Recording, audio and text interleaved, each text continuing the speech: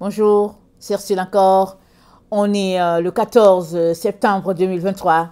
Alors, je viens sur la trompette aujourd'hui encore et je viens proclamer le retour de notre Seigneur Jésus-Christ. Amen et alléluia, soyons tous bénis, soyons remplis de sa joie. Amen. Alors, quand la justice de Dieu se lève, Amen, quand la justice de Dieu se lève, alors nous savons que notre Dieu, c'est le juste juge. Amen, il est le juste juge. Alors, les hommes peuvent apporter une justice, c'est selon leurs pensées et leurs regards, amen, des choses de la vie. Mais la justice de Dieu, elle est toujours, la justice, c'est toujours la vraie. Amen, parce que Dieu sait tout, il voit tout, et il n'y a rien qui lui est caché.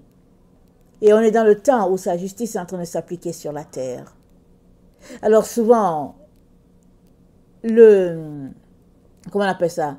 Le monde peut te déclarer justifié, mais devant Dieu, tu es coupable. Et le monde aussi peut te condamner, alors que devant Dieu, tu es justifié.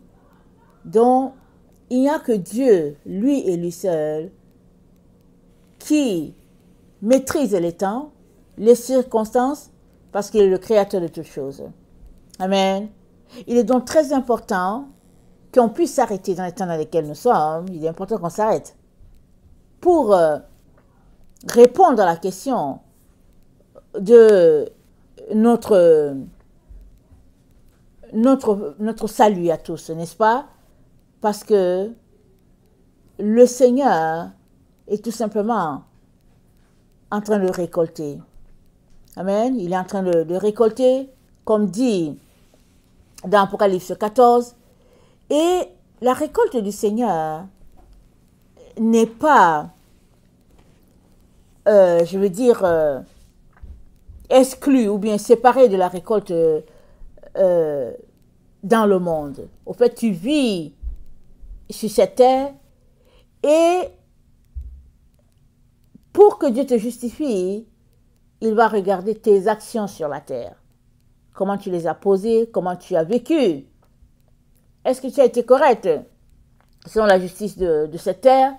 Et est-ce que tu es aussi correct selon la justice de Dieu? Et nous nous rappelons que notre Seigneur Jésus, Amen, a dû passer par ce processus-là.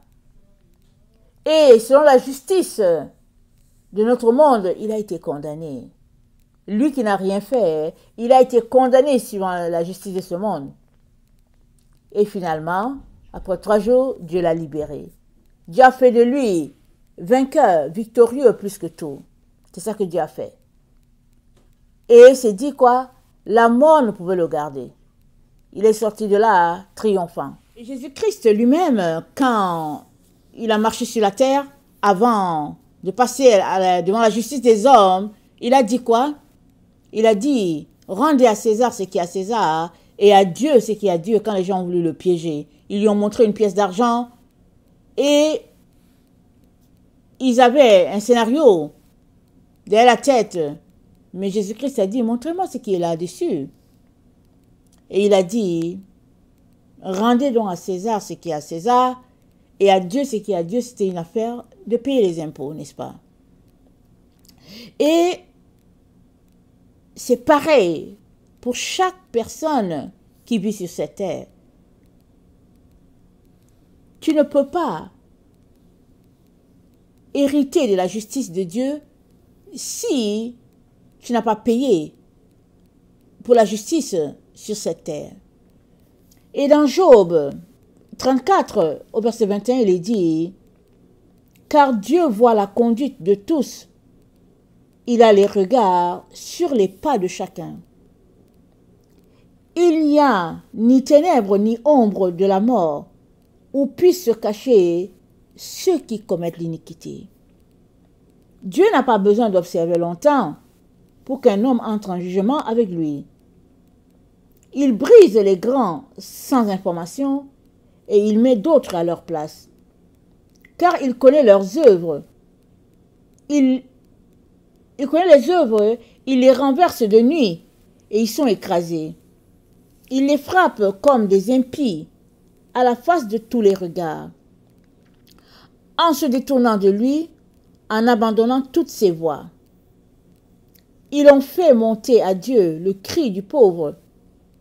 Ils l'ont rendu attentif au cri des malheureux. S'il donne le repos, qui répandra le trouble? S'il cache sa face, qui pourra le voir? Il traite à l'égal soit une nation, soit un homme, afin que l'impie ne domine plus et qu'il ne soit plus un piège pour le peuple. Car a-t-il jamais dit à Dieu, j'ai été châtié, je ne pécherai plus? Montre-moi ce que je ne vois pas. Si j'ai commis des injustices, je n'en commettrai plus. Donc, selon ce que nous voyons, amen, dans le livre de Job, Dieu attend seulement qu'on puisse se repentir. Si tu as fait du tort, il est important de demander pardon et de changer de voie. Il est très important. On ne peut pas en même temps commettre des actes qui n'honorent pas Dieu et continuer comme si de rien n'était. Voilà pourquoi c'est dit, qui montera à la montagne de l'Éternel? Celui-là qui a les mains pures. Alors, en ce qui concerne les comportements des humains, souvent on peut cacher les choses, n'est-ce pas? On peut cacher les choses. Mais le juste juge, il voit tout et tu ne peux pas passer sa barrière. Tu ne peux pas la passer. Coûte que coûte, il va t'arrêter en chemin. Voilà pourquoi, alors que les hommes ne voient pas, lui il voit, va à lui, demande-lui pardon. Pour les actes que tu commets, ça et là, et qui font du tort à ta vie et à ta marche avec le Seigneur. Et dans Siracide 19, le verset 1, c'est dit, Siracide c'est le livre dans la Bible Tob, dans Siracide 19 c'est dit, celui qui méprise les petites choses peu à peu tombera. Amen. Celui qui méprise les petites choses peu à peu tombera. C'est-à-dire, tout ce que tu fais dans les toutes petites choses, tu vas les faire dans les grandes. Je ne sais pas si vous connaissez ce proverbe-là, ça dit, qui vole un œuf, volera un bœuf. C'est-à-dire, les toutes petites choses qui n'ont l'air de rien, révèlent ton attitude, révèlent qui tu es, ce que tu fais. Amen. Et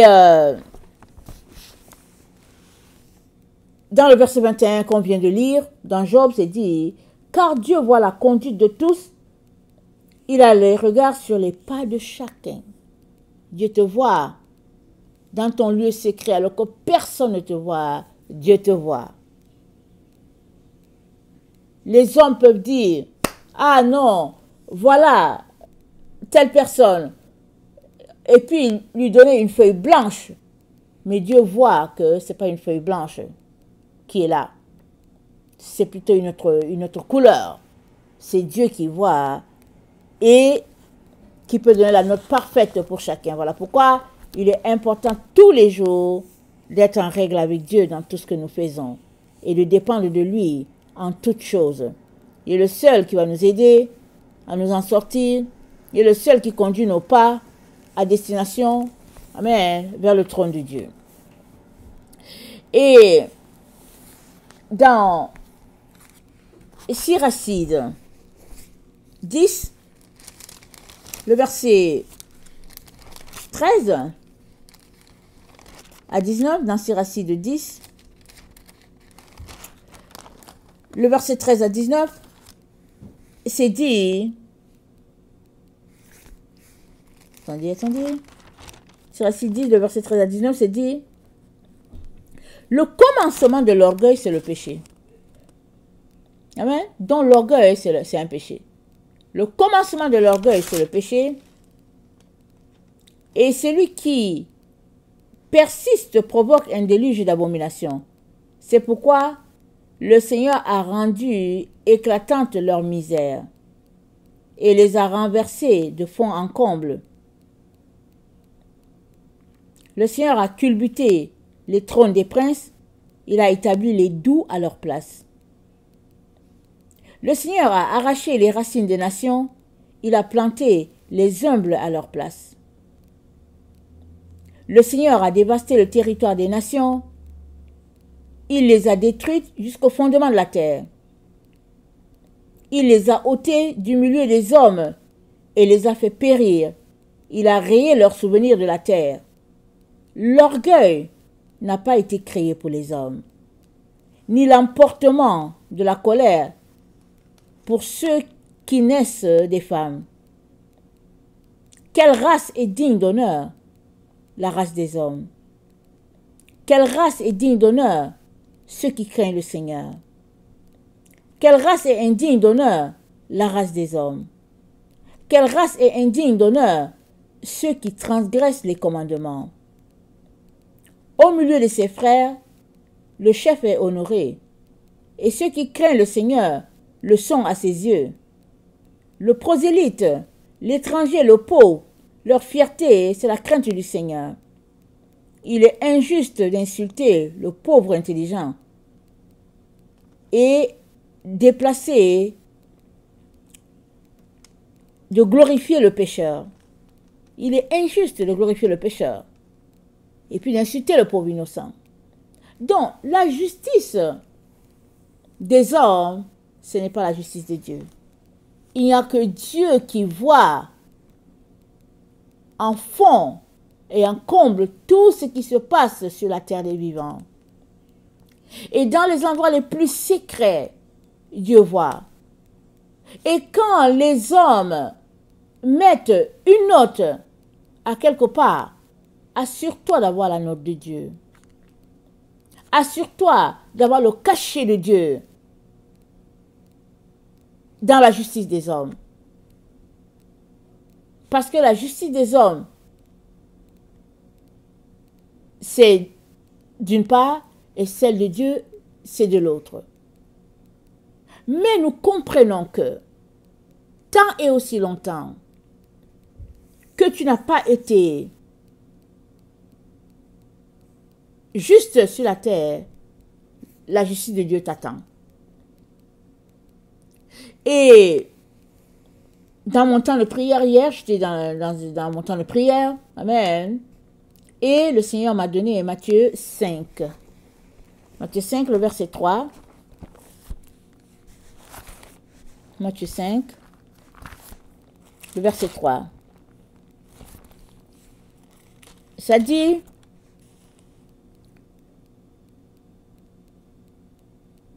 attendez, c'est Matthieu 5, le verset 5, excusez-moi. C'était Matthieu 5, le verset 5. Il a dit,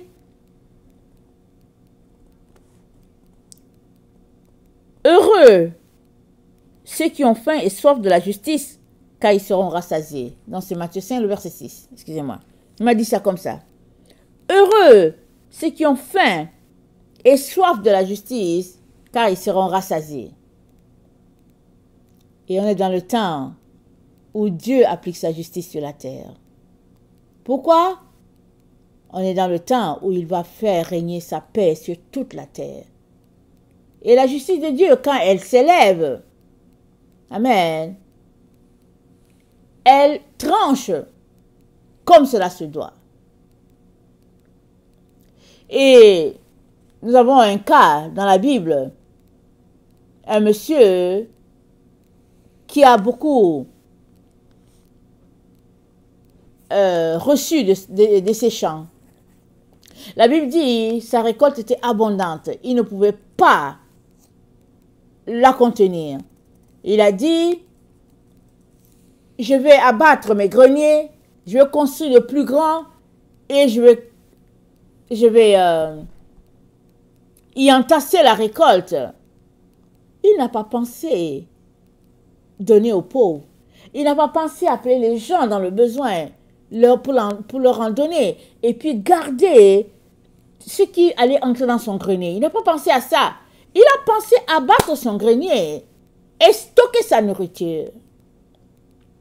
Et la Bible nous dit, Dieu a dit, insensé.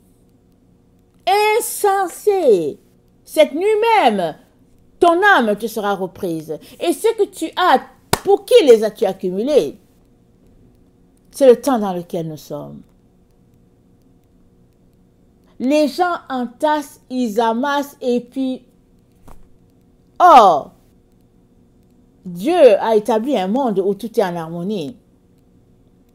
Il a aussi mis sur cette terre des pauvres, des gens dans le besoin. Alors, il a pourvu pour que tout le monde puisse être en équilibre dans tout. Mais il y en a qui sont à la course pour entasser les biens, pour accumuler les biens. Si bien que celui qui est là-bas, le clochard, à qui Dieu a remis sa nourriture entre tes mains, il n'a pas sa nourriture. Parce que tu fais partie des personnes qui veulent agrandir leur grenier. Parce que la récolte est trop grosse. Et tu ne penses peut-être pas que le clochard en a besoin. Et le Seigneur nous appelle à changer ces choses-là qui doivent être changées. Amen. On doit les changer. Ça arrive qu'on grandit et puis on est juste centré sur soi. Ça arrive. Peut-être qu'on a grandi enfant unique. Peut-être qu'on a grandi pour X raisons. Mais on ne devrait pas passer le temps à accumuler le trop-plein. Non. On doit tout simplement distribuer, partager, donner, afin que tout le monde puisse être béni et rendre grâce à Dieu. Et que la terre puisse fonctionner tel que Dieu l'a établi, c'est-à-dire en harmonie. Alors, ça c'est quand il s'agit de la justice sur cette terre. Maintenant, quand vient la justice de Dieu, le Seigneur nous dit, qui montera la montagne de l'Éternel? Qui? Et il dit, c'est celui qui a les mains pures. Alors les mains pures, ça renvoie à quoi? Ça renvoie à marcher dans la crainte de Dieu, loin des séductions de ce monde. Et s'il y a un conseil que le Seigneur nous donne, amen, ça se trouve dans le psaume 1, c'est dit, heureux l'homme qui ne marche pas selon le conseil des méchants, qui ne s'arrête pas sur la voie des pécheurs, et qui ne s'assied pas en compagnie des moqueurs, mais qui trouve son plaisir dans la loi de l'Éternel et qui la médite jour et nuit. Il est comme un arbre planté près d'un courant d'eau, qui donne de son fruit en sa saison, dont le feuillage ne se flétrit point. Tout ce qu'il fait lui réussit. Il n'en est pas ainsi des méchants. Ils sont comme la paille que le vent dissipe. C'est pourquoi les méchants ne résistent pas au jour du jugement, ni les pécheurs dans l'assemblée des justes, car l'Éternel connaît la voie des justes, et la voie des pécheurs mène à la ruine. Donc, il y a la voie des justes, il y a la voie des pécheurs. Quelle voie choisiras-tu? Le Seigneur t'invite à choisir la voie des justes. Parce que sur la voie des justes, quand bien même la justice de cette terre te condamne, Dieu efface toutes tes faiblesses, tout ton péché. Il efface. Pourvu que tu fasses comme c'est dit dans Job, qu'on vient de lire, Job 34, pourvu que tu viennes te repentir. Pourvu que tu ailles devant Dieu, le cœur brisé, le cœur contrit, pour que tu reconnaisses ta faiblesse, Dieu va effacer. Quand tu te retrouveras devant lui, tu auras une feuille blanche. Tu as beau être le plus gros criminel de la planète Terre, le Seigneur Jésus-Christ est capable d'effacer ton péché. Et si nous nous rappelons, le monsieur qui était malade, n'est-ce pas, il était tellement malade, et que les gens, ses amis, ont percé le toit pour l'amener à Jésus, afin que Jésus-Christ le guérisse. Et quand il est arrivé, Jésus-Christ a dit, lève-toi, prends ton lit et marche. Amen. Et il a dit, tes péchés te sont pardonnés. C'est-à-dire, il était là, dans cet état, à cause de ses péchés. Et ils étaient scandalisés, n'est-ce pas? Les sacrificateurs étaient scandalisés. Ils ont dit, qui est celui-là? Qui est celui-là qui peut dire, tes péchés te sont pardonnés? Parce qu'il n'y a que Dieu qui pardonne les péchés. Mais comment est-ce qu'il peut dire ça à telle personne? Mais justement, s'il n'avait pas pardonné les péchés de la personne, elle serait encore couchée sur sa civière. Parce que ce sont ses péchés qui l'ont rendu malade. Ses péchés l'ont cloué là. Et c'est le même pattern pour tout un chacun. Ta vie de péché va te séparer de Dieu. Ça va mettre une barrière entre Dieu et toi. Et Dieu ne veut pas cela. Voilà pourquoi il t'invite à marcher sur la voie de la droiture, à te comporter tous les jours de manière à te retrouver sur la montagne de l'Éternel. Parce que c'est là où Dieu demeure. Mais si tu marches avec les personnes de mauvaises mœurs, alors ta justice ne vaut pas grand-chose. Parce qu'ils vont te conduire loin de la vérité, loin de la lumière. Et souvent,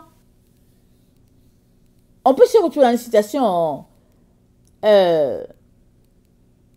tellement compliquée qu'on se dit, c'est fini. C'est fini pour moi, c'est fini.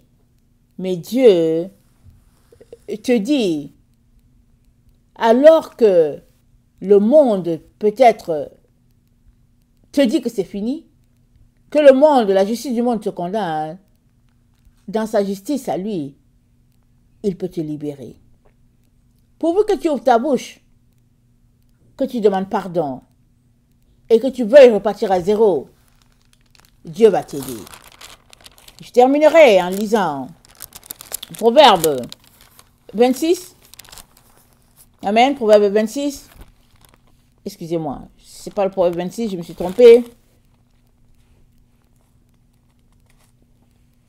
C'est Proverbe 8. Proverbe 8, le verset 1, c'est dit, la sagesse ne crie-t-elle pas? L'intelligence n'élève-t-elle pas sa voix? C'est au sommet de hauteur, près de la porte, c'est à la croisée des chemins qu'elle se place, à côté des portes, à l'entrée de la ville. À l'intérieur des portes, elle fait entendre ses cris. Homme, c'est à vous que je crie, et ma voix s'adresse au Fils de l'homme. Stupide, apprenez le discernement. Insensé, apprenez l'intelligence. Écoutez, car j'ai des grandes choses à dire, et mes lèvres s'ouvrent pour enseigner ce qui est droit. Car ma bouche proclame la vérité, et mes lèvres en horreur le mensonge. Toutes les paroles de ma bouche sont justes. Elles n'ont rien de faux ni de détourné. Toutes sont claires pour celui qui est intelligent, droites pour ceux qui ont trouvé la science. Préférez mes instructions à l'argent et la science à l'or le plus précieux. Car la sagesse vaut mieux que les perles. Elle a plus de valeur que tous les objets de prix. Amen. Préférez ma sagesse à l'argent. Et alors? Et ça, c'est le message de Dieu pour toute l'humanité. Pour tout un chacun. Il a dit, l'on ne peut servir deux maîtres. Ou il aimera l'un, ou il haïra l'autre. Tu ne peux pas servir Dieu et en même temps aussi servir l'argent. Tu ne peux pas. Et sagesse te dit de venir à elle. Parce que ce qu'elle a pour toi, c'est plus que l'argent que tu cherches, plus que l'or après lequel tu cours. Ce qu'elle a pour toi, c'est vraiment extraordinaire. C'est de connecter à Dieu. C'est la vie éternelle. C'est la vie au sommet de la montagne, là où Dieu demeure. La vie, la félicité à toujours. Mais tu as besoin de renoncer à ton cœur qui court après l'argent et à embrasser la seule personne qui t'aime vraiment, c'est-à-dire Jésus-Christ, parce qu'il est mort pour toi. Il a tout donné pour toi, afin de te délivrer des différents liens. Amen. Alors, rien n'est plus grand que son amour. Rien n'est trop grand ou trop grave pour que Dieu ne puisse pas t'aider. Dieu est toujours là pour aider quiconque veut de son aide. Et alors que il nous invite tous à pouvoir être prêts, amen, pour son retour, il est important qu'on puisse s'examiner. Chacun pour sa part, pour voir où est-ce que nous en sommes. Ce qui se passe, c'est que les gens s'examinent par rapport aux autres. Ils se comparent par rapport aux autres. Non, tu dois t'examiner par rapport à toi-même et ta relation avec Jésus. Et tu es en train de faire ce qu'il te demande. Que peux-tu faire pour obéir? Amen. Que peux-tu faire? Et alors que tu te concentres à travailler sur toutes ces choses que tu dois laisser tomber, le Saint-Esprit va venir à ton secours et il va te donner de triompher de toutes tes erreurs. Amen. Que le Seigneur bénisse sa parole. Maranatha, Jésus revient. Amen. Et alléluia, soyons tous bénis. Amen.